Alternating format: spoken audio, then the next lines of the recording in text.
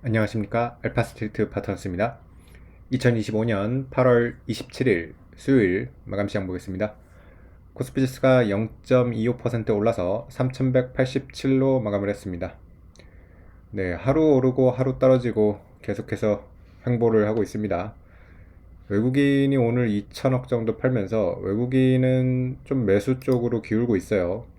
어제도 꽤 많이 팔았거든요. 네, 어제도 거의 7천억을 팔았는데 오늘도 2천억 매도를 하면서 매도 쪽으로 이렇게 더 나오고 있습니다.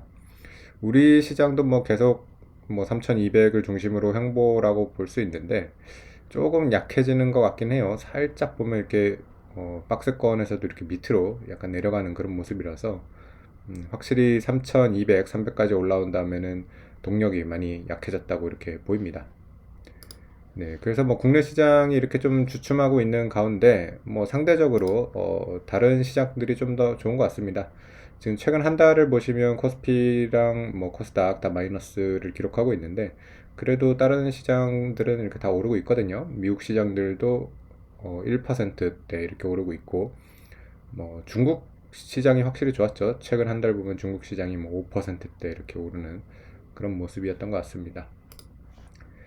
네, 어제 뭐 미국 주 종목들 보시면 미국도 그렇게 큰 변화가 없는데 뭐 하루 오르고 하루 빠지고 그런 경우가 많습니다. 어제 같은 경우는 이제 좀 전체적으로 그래도 오른 종목이 더 많았는데 뭐 엔비디아 실적 발표를 앞두고 있어가지고 네, 뭐 경계감도 여전히 있는 것 같습니다. 그래도 엔비디아 1% 오르면서 다시 180달러대로 이렇게 복귀를 했고요. 과연 뭐 이번 실적 발표 때 우리 시각으로 이제 내일 거의 새벽때 나와가지고 아마 오늘 장에도 미국의 엔비디아 실적 발표는 네, 어, 네, 적용이 되지는 않는데 뭐 내일 새벽에 뭐 어떻게 나오는지 한번 봐야 될 것 같습니다. 네. 그래서 뭐 반도체 주식들이 대체적으로 뭐 한 1% 정도 이렇게 올랐고요. 팔란티어도 2%대 반등을 하면서 조금 반등세를 이어갔습니다. 좀 상승폭이 컸던 종목은 일라이릴리가 거의 6% 가까이 올랐어요. 네, 일라이릴리도 진짜 많이 빠졌었거든요. 이것도 거의 고점이 900달러 넘었었는데, 네, 상당히 많이 빠져가지고 한 600달러 때까지 이렇게 빠지다가 그래도 좀 반등이 제법 나오고 있는 그런 모습입니다. 뭐 미국 헬스케어의 가장 지금 시가총액이 큰 종목이고 대장 종목이라서 네, 그래도 뭐 다른 헬스케어 종목에 비해서는 일라이릴리가 잘 버티고 있는 것 같습니다. 네.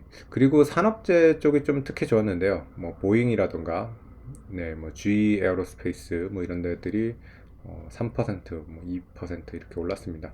보잉 같은 경우는 또 우리나라랑 약간 관련이 있는 게 대한항공에서 굉장히 많이 구입을 한다고 했더라고요. 네, 보잉 뭐 거의 100대를 구입한다고 그래가지고 네, 상당히 보잉 같은 경우도 뭐 보잉의 어떤 기술력이나 이런 것도 당연히 좋겠지만은 약간 정치적인 그런 것도 있어요. 보면 미국의 이런 항공기를 어, 이제 다른 나라들이 많이 사주거든요. 네, 그래서 그런 것들이 계속해서 나오면서 보잉도 주가가 그래도 좀 좋았던 것 같습니다.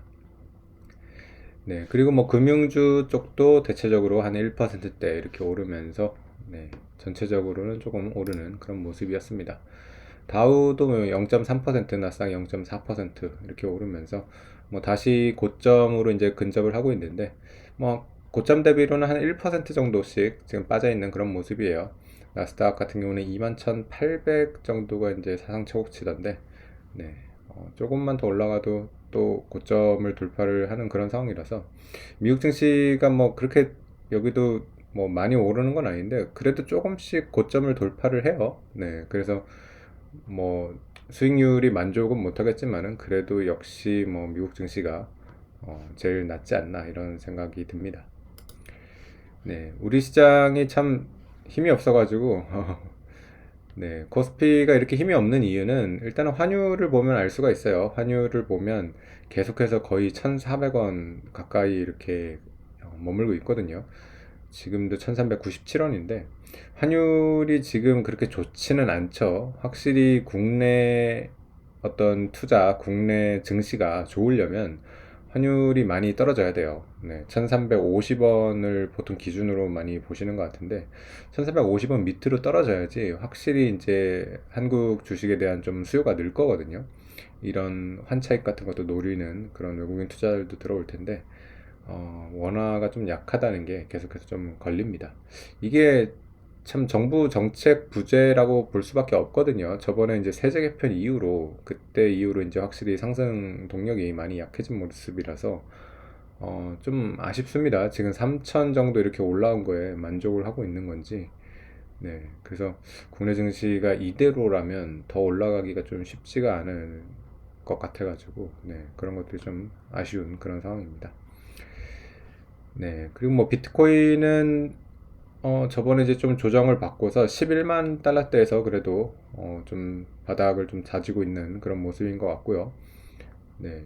그리고 채권 같은 경우도 4.2대까지는 빠지는데 뭐 요 밑으로는 또 빠지지 않는 그런 모습입니다. 확실히 뭐 연준이 금리 인하를 하기는 하겠지만은 채권 금리가 그렇게 쉽게 빠지는 것 같지는 않습니다. 특히 장기채 쪽은 별로 안 빠져요. 지금 보면 2년물 같은 경우는 3.6대까지 빠졌으니까 확실히 금리 인하를 곧 할 거라고 이렇게 반영을 하고 있는데 네, 10년물이나 뭐 30년물 이런 금리를 보면 여전히 뭐 거의 30년물 같은 거의 5% 가깝게 이렇게 되고 있으니까요.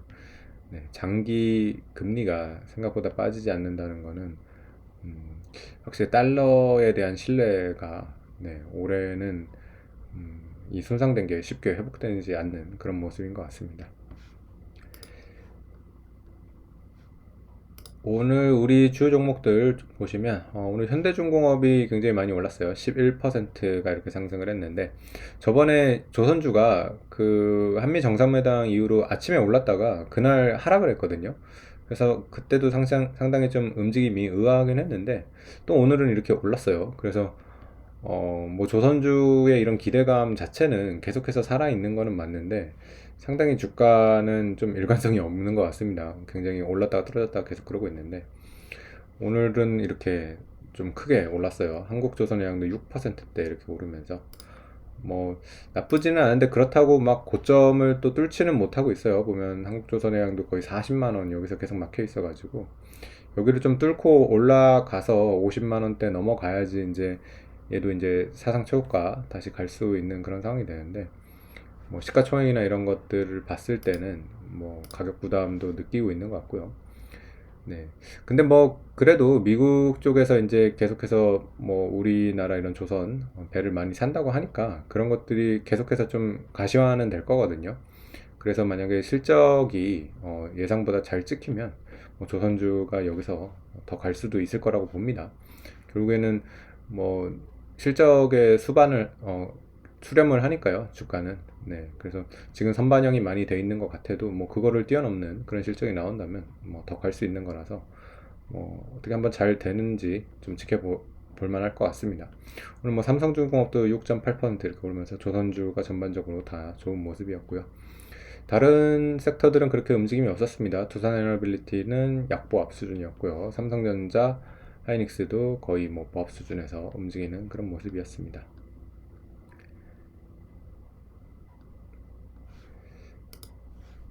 네, 그래서 뭐 코스피가 거의 지금 이제 2달째 횡보를 하고 있어요. 네, 굉장히 지금 횡보가 길어지고 있어가지고 뭐 상당히 지루한 그런 상황이 되고 있는데 이런 장도 있어요 보면. 네, 그래서 이렇게 횡보가 길 때 또 그냥 참을성 있게 이렇게 기다리는 것도 하나의 또 투자 방법이라고 이렇게 생각이 됩니다. 괜히 뭐 너무 이런 걸 또 지루해 하면서 다른 좀 이상한 종목이나 뭐 이런 거를 건들 수도 있는데 그렇게 해가지고 사실 결과가 그렇게 좋은 적이 별로 없거든요. 네, 그래서 방향성이 좀 생길 때까지 좀 느긋하게 기다리는 그런 지금 마인드가 필요한 것 같습니다. 네, 오늘 시간은 여기까지 하겠습니다. 감사합니다.